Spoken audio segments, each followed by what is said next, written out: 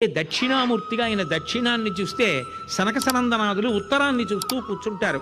చిత్రం వటతరోర్మూలే వృద్ధా శిష్యా గురుర్జివా గురోస్తు మౌనం వ్యాఖ్యానం శిష్యాస్తు చిన్న సంశయా గురవే సర్వలోకానాం భిషజే భవరోగిణాం నిధయే సర్వవిద్యానాం దక్షిణామూర్తయే నమః అని.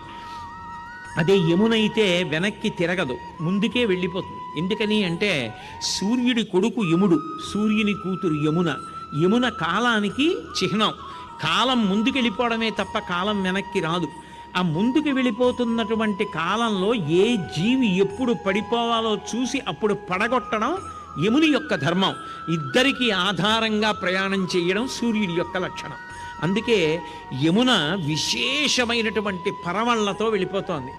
కానీ గుండెల మీద పెట్టుకుని కృష్ణ పరమాత్మని వచ్చినటువంటి వసుదేవుడికి త్రోవ వదిలిపెట్టేసింది.